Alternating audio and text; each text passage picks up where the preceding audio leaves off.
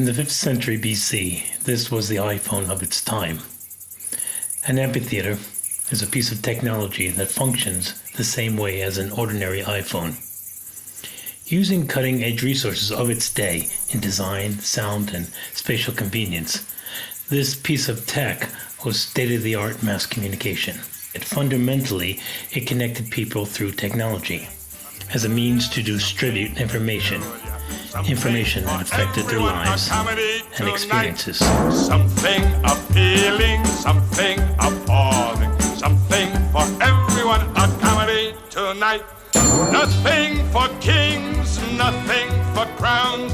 Bring on the lovers, liars, and clowns. A funny thing happened on the way to the forum was a musical written by Stephen Sondheim. Sondheim and director Harold Prince appropriated the thematics of Greek tragedy and translated it into a musical theater farce about love and personal freedom.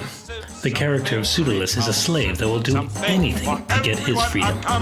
Tonight, something aesthetic, something frenetic.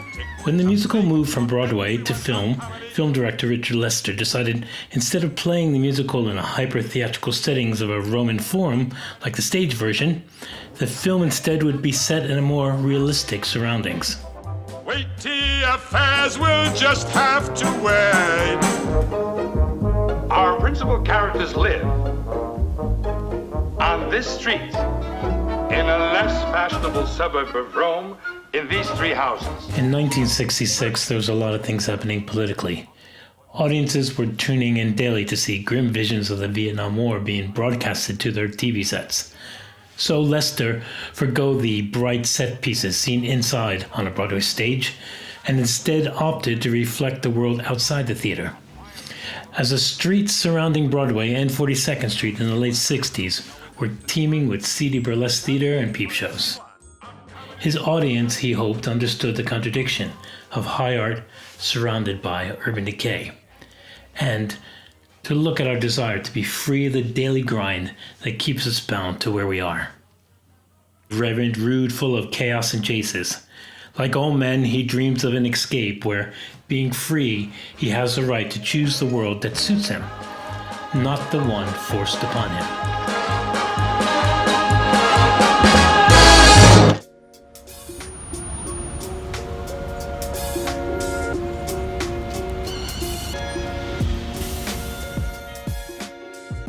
Today, most people don't go to the forum as they did in ancient cities.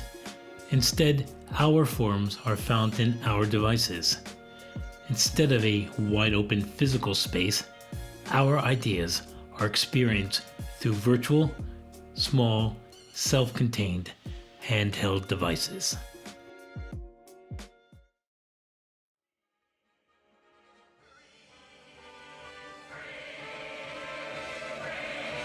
In 1996, Nathan Lane starred in a Broadway revival of the play. Living in London at the time, I never got the chance to see it, but I'd been able to experience it from clips online. For over 15 years, it's been online for others to see and experience.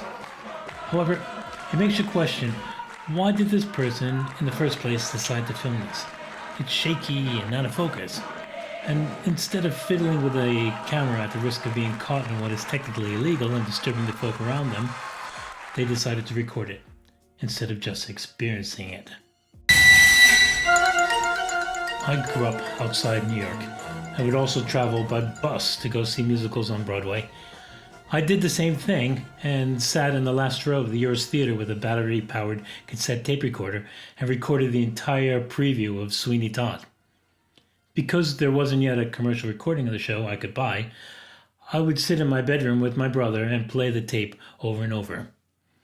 The feeling of a live show, the visual image of Eugene Lee's incredible set, the power of Sondheim's music would play over and over in my head with each playing. Burning that image in my head is probably the single reason I designed theater as an adult. Do forgive me if me head's a little vague. What is that? But you think we had the plague? From the way the people keep avoiding, now you don't. Heaven has a try, sir. Ugh, but there's no one comes in even to inhale. Right you are, sir, would you like a drop of ale? Mind you, I can't hardly blame them. These are probably the worst pies in London. I know what it is to take them. I should know and make them, but good now. Hi, I'm Douglas O'Connell, and I'm a video designer. I make images to help support the story of theater. When forum theater existed, there was no necessity for scenery and costume. Rather, the spoken word constructed the image. But as time and technology has changed, the way we construct language has been altered. The way theater has been made has also changed. I studied set design, but narrative video because I like the idea of using technology to construct meaning. And theater at its very essence is about constructing meaning. So the message hasn't changed, but the way we construct it has. And the evolution of the recorded image has had a huge impact on how we construct meaning. In my lesson, I'm going to speak about how we look and how its meaning has evolved.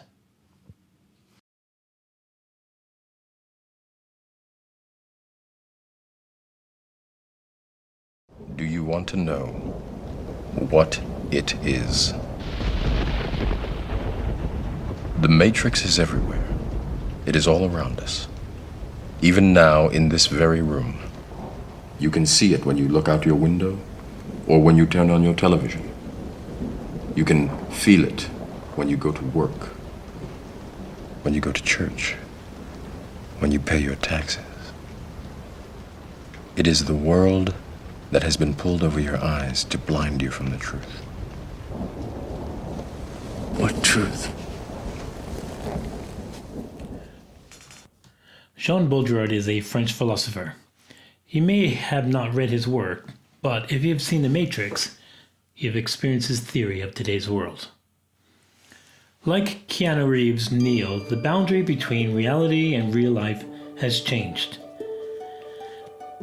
Baudrillard argues that because of mechanics in a modern world, we no longer understand what reality is. That might sound like a lot of theoretical nonsense, but Baudrillard's theory is that in today's world, what something represents has become more important than what it actually is.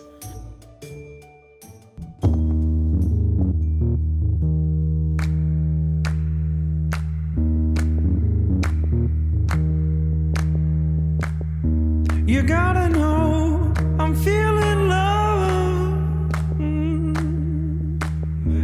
You gotta know I'm feeling love. You gotta know I'm feeling love. Made it go. I'll never love. So the logo of a famous product, Apple for example, comes to represent status or wealth or youth and may not represent any relation to the physical product itself, which is basically just a collection of metals and plastics. A pair of Nike Dunks can go for as much as £1,000 on eBay. Why does it have that value? Is it more to do with how that object represents an idea? It's gotta be love, I said it. We live in the suburbs, and Dave needs the car every day for business. When he was gone, I was practically a prisoner in my own home. I couldn't get out to see my friends, couldn't take part in PTA activities. I couldn't even shop when I wanted to. I had to wait till Thursday night after Dave brought the car home. But that's all changed now. It used to be that society constructed our identities. Before feminism existed, women had to behave and be seen in a certain way that was favorable to men in power who ruled and constructed society. These distinctions were essential to maintaining power. However, as technology developed, those powers began to suffer an implosion as differences of gender, class, politics, and culture dissolved in a world of simulation in which individuals took the power to construct their own identities. We now have apps on our phones to construct how we want to look, and can use them to manipulate a perception of us that is very different from a reality. We then can distribute that image to different social platforms, say what we like and what we don't, and seek out others who think exactly like us. In most ways, we have become our own playwright in constructing our own identity.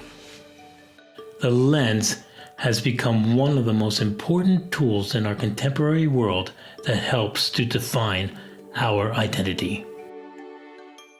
Melasma. It is no longer what you can achieve, but how you influence. That influence is Difference determined between by our what new you vials. Our wear corrector will and how come you in look. this vial. It's our new vials. Just like block out the blueness and the darkness. This formula is really hydrating and smoothing. So it'll smooth out like fine lines just to really set the palette. Once you feel that you have this base of the color that's like a wash now, still there, but it kind of blocked out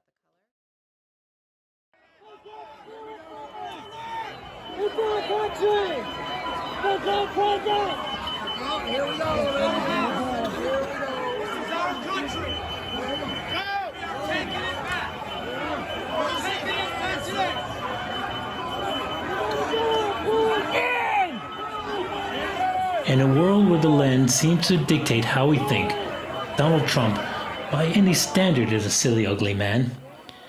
He decided that power came through influence, and throughout his power as president, polluted the internet with his particular belief. He bypassed standard media lenses and found a forum in which to continually construct an image by repeating a fictional image to a base audience desperately seeking to identify their own.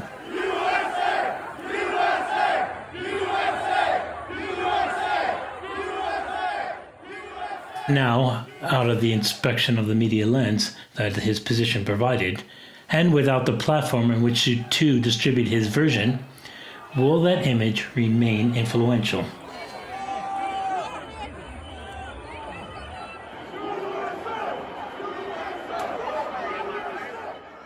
Baudrillard's idea of the modern world, our language is the image, and how it portrays, and any reality it has, is now completely blurred and determined on how you relate ideologically to that image. Trump was able to do something no one else in the modern world has been able to do, and that was to write and control his stage. He understood, in order to tell a story, the audience needs to have a conflict. A villain, a victim, a grail, a conflicted daughter, the lady locked in the tower, the fools, the jester, the court of intrigue. That is fundamentally Shakespeare 101. To millions of Americans, this fictional play was real, and all of us hung on every moment, all of it based on the construction of an image.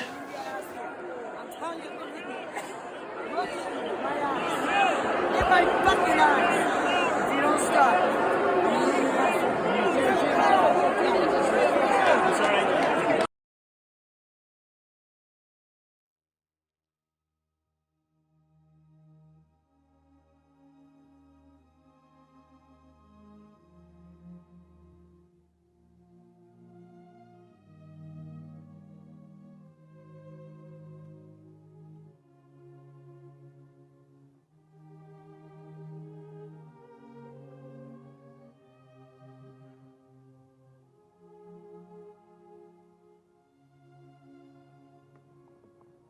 Stay back. In West Side Story, Tony's death is heartbreaking because we empathize with the modern dilemma that the joys of youth are not always guaranteed. Optimism does not always ultimately bring happiness. We struggle against the politics and stresses of modern urban life in order to fulfill our primary need, to be loved and recognized while we are alive. Pulling this little trigger. How many bullets are left, Chino? Enough for you? And you? All of you! You all killed him. And my brother. And Riff. Not with bullets and guns. With hate. Well, I can kill too. Because now I have hate. How many can I kill, Chino? How many? And still have one bullet left for me.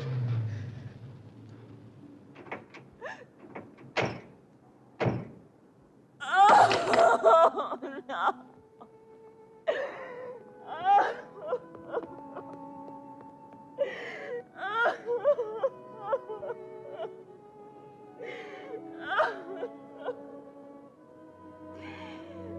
Don't you touch him!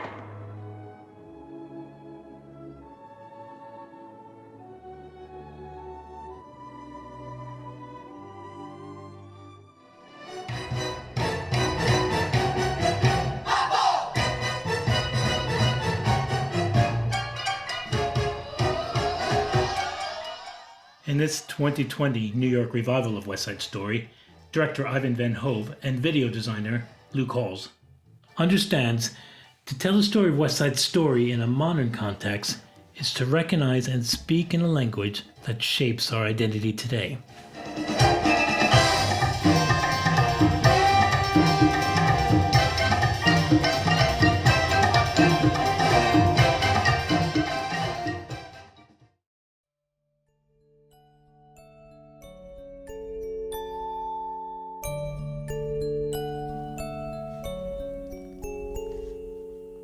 A child, the moment it is born, uses its eyes to seek out and to recognize that reassurance from a parent. It's a nonverbal communication that we seek to feel we are important, to understand we are loved and we are safe. That is a very intense human experience. It could be argued that we spend our entire life trying to reproduce this. The camera is a mechanical representation of that.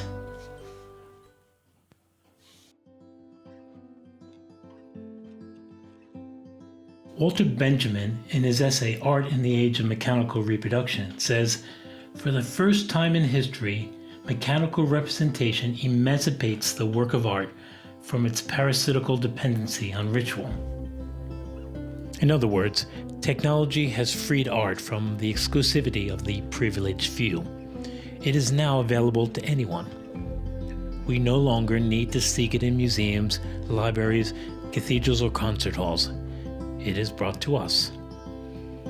Benjamin argues that the experience we have with a reproductive image, say a photograph, or a recorded event, provides just as authentic an experience as being there in person.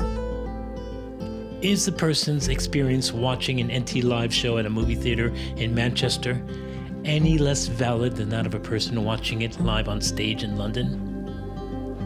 He's not arguing that one is better or preferable, but instead that the authentic experience we have with a work of art is personal and subjective, regardless of the medium. What we seek from art is an aura, not in a new age kind of way. Instead, the powerful, responsive, and emotional impact a visual can provide us. It makes no difference if we see the Mona Lisa for the first time in a book, on someone's phone, or in person. Each one of those experiences are valid. Science would agree because of the development of our relatively large brains, our brains have evolved a multitude of complex ways in order to understand meaning from what we see. As we grow, we embrace any new experience and apply it to a memory. Our response to a work of art depends on how much of our own life we recognize in it, and how its ideas or questions help us to learn new things. Visual artists use these clues in order to provide meaning to us as an audience. No other medium does that more successfully than cinema.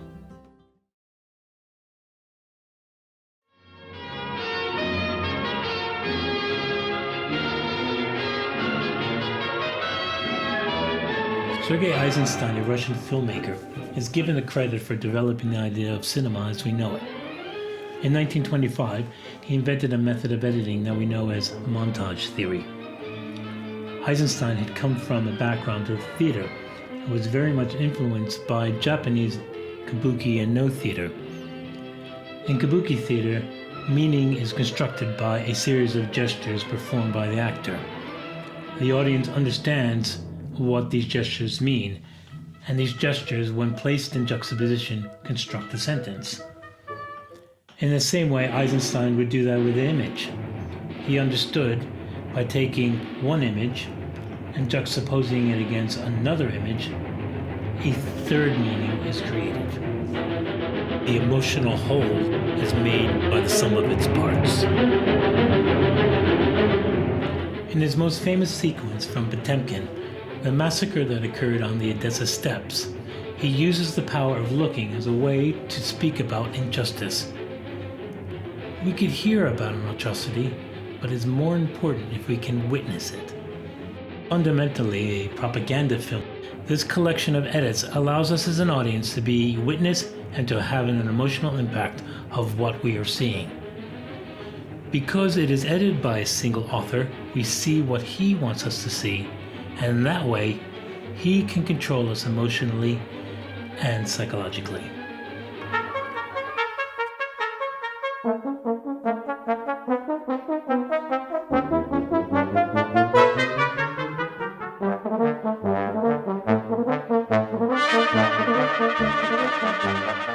Director and filmmaker Zyga Vertov started doing newsreels and short films called Kino Pravda, Camera Truth. But unlike Eisenstein, who used actors, Vertov used real people. These shorts were before documentaries were established, and instead were known as actualities. This notion of real life depicted through the camera lens became part of fictional filmmaking. Man with a Movie Camera, made in 1929, for the first time used the camera to reproduce the way we see the modern world.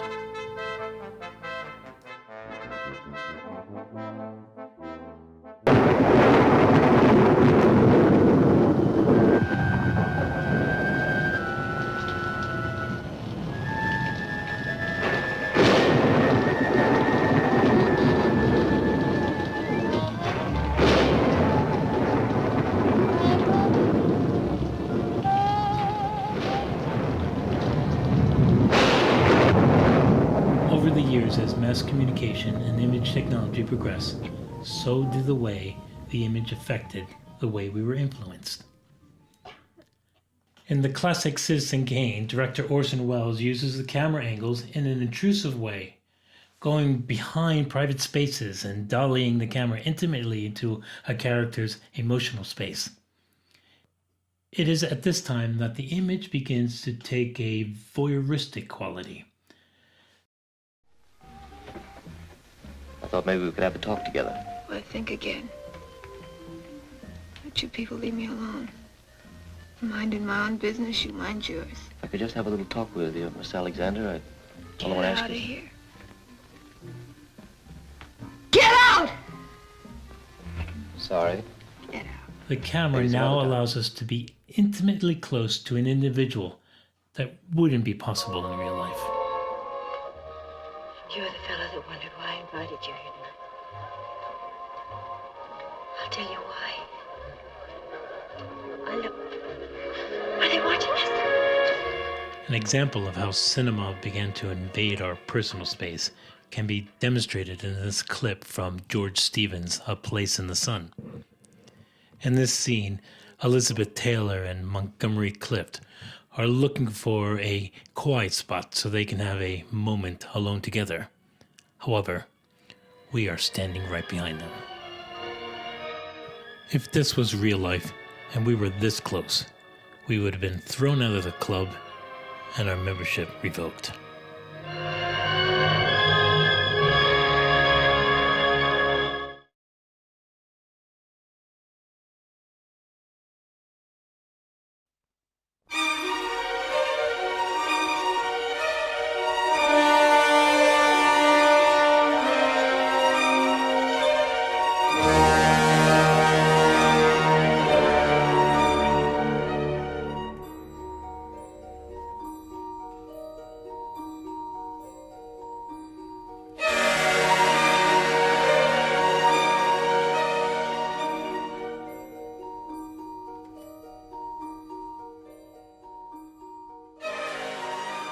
The magazines of the time reflected our emotional desire to have the relationship of intimacy with the image.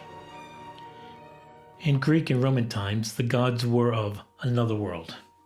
Now, our hero stories were there for us.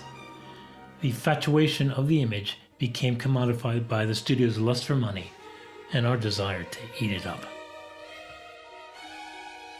Alfred Hitchcock understood and exploited through his film the misogynistic titillation and satisfaction of his voyeuristic nature.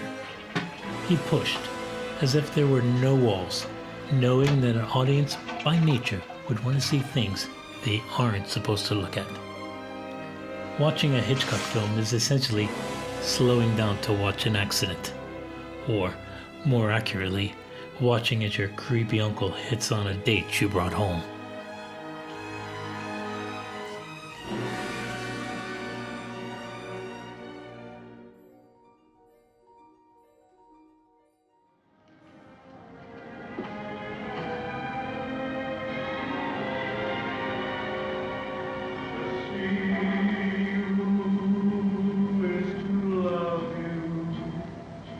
And I see you everywhere, in the sunrise, in the moonlight, any place I look, you're there. To see you is to love you, and I In Rear Window, the world becomes a stage in this hyper-theatrical film that is all about the male gaze.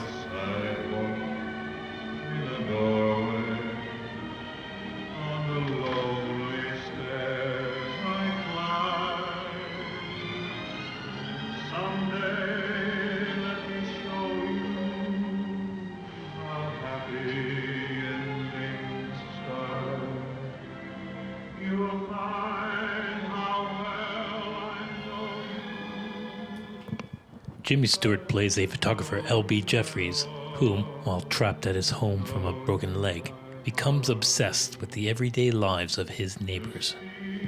Like us, peering through the net curtains or spying over someone's Instagram feed, Jeff makes snap judgments solely based on visual impressions. Engaging in the seamless, victimless crime of pure voyeurism, Hitchcock offers and allows us a feeling of superiority over the people sitting on all sides of us at the cinema.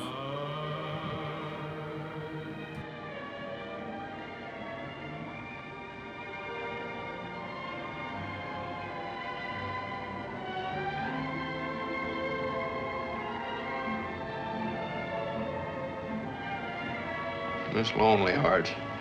Well, at least that's something you'll never have to worry about. Oh.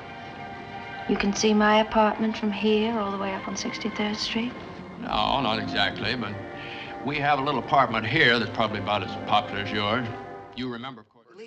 In The Birds, Tippi Miss Franklin, Hedren is I witness don't, and victim to the progression of the modern world, where women, as Hitchcock seems to argue, should be punished for seeking male power. In this sequence, is Hitchcock heeding a warning against those who challenge the status quo? Watch as we count how many times looking is referenced in this scene. Look. They're attacking again. Well, Melanie, you stay in here. Come on out.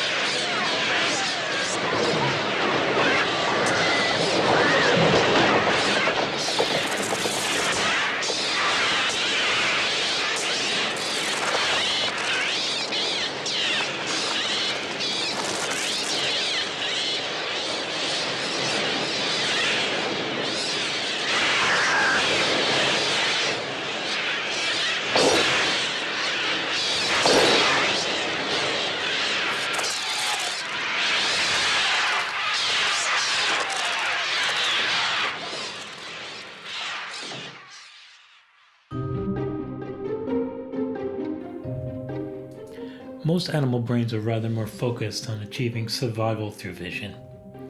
A bird uses visions to find food, to avoid enemies, and to find a partner in order for that species to continue to exist. We have the same basic primordial needs in the base of our brain. Like a Hitchcock film, these are simplistic, survivalist needs. Basically, death, sex, and desire. A dog shows its teeth before it attacks, and we immediately understand the danger. Reproduction triggers are often brought on by the sight of a round baby. Fat surrounding its body signals health. Regardless of our sexuality, our primary purpose as an organism is to reproduce. Visual desire is essentially to identify the things we need to live. Manufacturers spend endless amounts of money making food look palatable. That strong visual preference of our brain helps us to navigate the world and to find strategies to help us survive. Brains have to guess at the true nature of reality by interpreting a series of clues written in visual shorthand.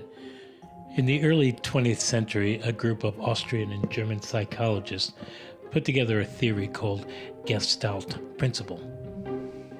They theorized that people would organize visual images as groups to understand them as a whole.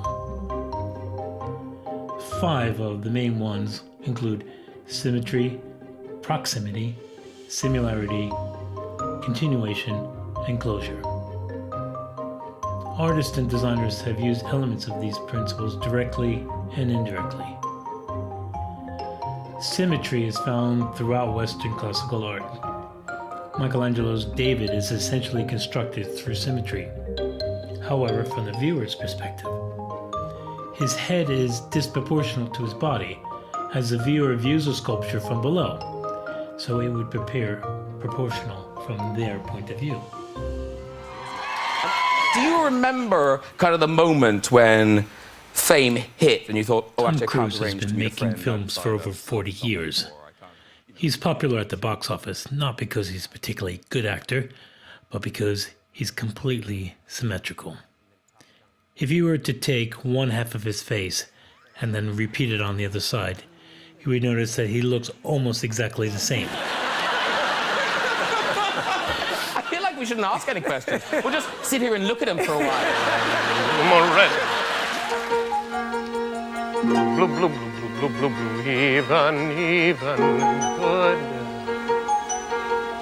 Bum, bum, bum, bum, bum, bum, bum, bum, bum.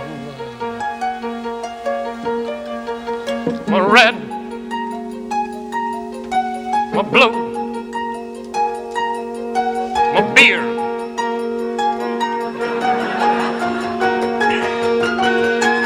More light. Color and light. There's only color and light. Yellow and white. Just blue and yellow and white. Look at the air, miss. See what I mean. No, look over there, miss. That's done with green and joined with orange. Similarity and proximity is how a group of similar objects merge together to create a single object, or how their closeness to each other helps us to construct meaning. The impressionistic paintings of George Seurat, played here in Stephen Sondheim's Sunday in the Park with George. Seurat uses a collection of dots, pixelated, in a close repetitive collection, that our eyes perceive as a single image. If my waist was thinner, if my hips were flatter, if my voice was warm, if I could dance in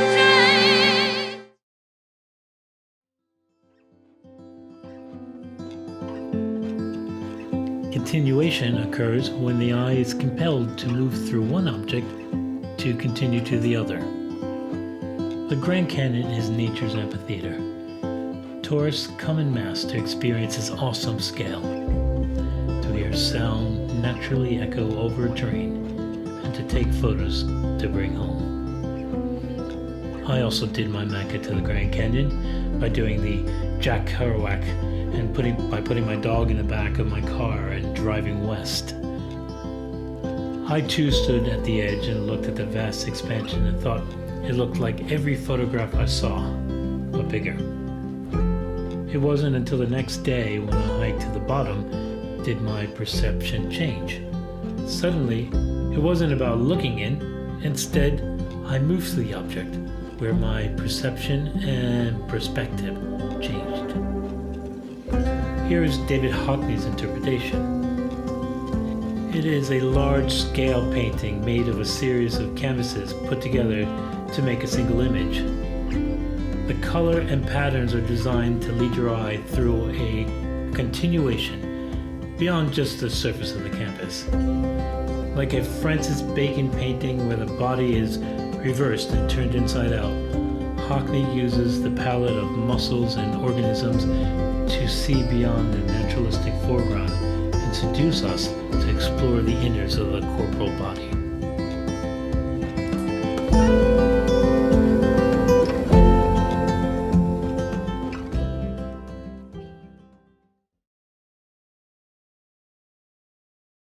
Finally, there is closure.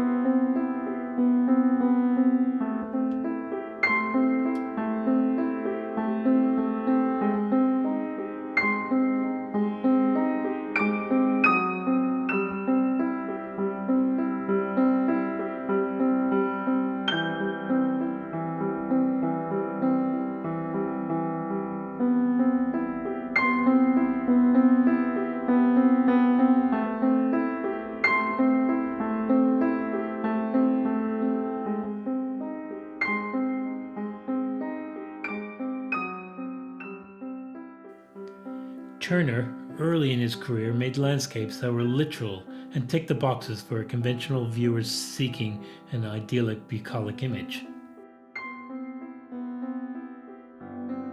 However, later in his life, yet 7 years before he died, this painting, Rail, Steam, and Speed, was exhibited. Unlike earlier work, he's older and more confident in his style. He's trying less to impress and more to experiment.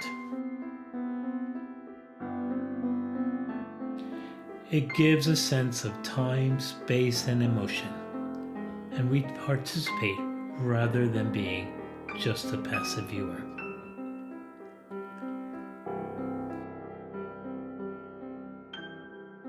Not only is it a very satisfying painting visually, Turner is also celebrating the idea of new technological power, an object of man, made of steel and full of power.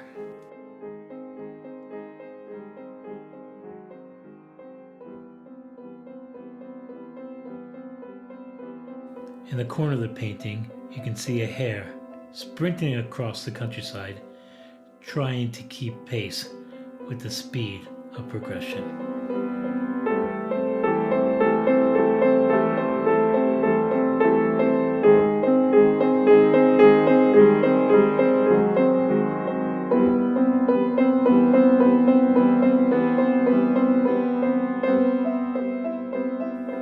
Unlike Turner's painting, which allows the audience to fill in the gaps, CGI films are full of visual information that leaves no room for interpretation. Every detail is articulated, so we don't need to think. There is less need for signifiers, as everything is explained. In our modern times, we busily rush from place to place. We seek answers constantly. We fill our phones with images and then buy a new phone to store some more. Visual headlines in Apple Newsfeed, memes, Instagram posts, Tinder swipes, Twitter rants. It fills our time and fills our brains, most of it forgotten by the time we get to the next item. Why do we constantly need to search for more? Perhaps this pandemic has retaught us how to stop. I found I posted less as my experience became more limited and time seemed to be like every other day before.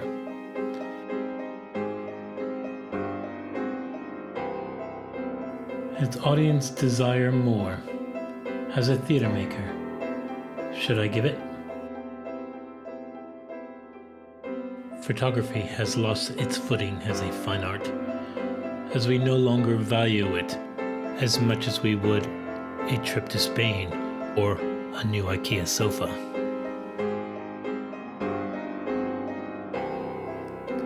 An image is no longer a single framed object that constructs meaning. Rather, it has become a manipulated form of public consumption. The thing that essentially is different between, let's say, theater and movies or television is that it's changeable. Each generation brings new ways of looking at a play. Not to mention new actors. Even within a year, an actor is replaced and the show feels different because the actors. What's great about the theater is it's a living organism, whereas movies and television are as if in amber. It's not that they're dead, but they're only alive in one shape, form, and tone. Every time you see a movie, they're giving the same performances they did the last time you saw them.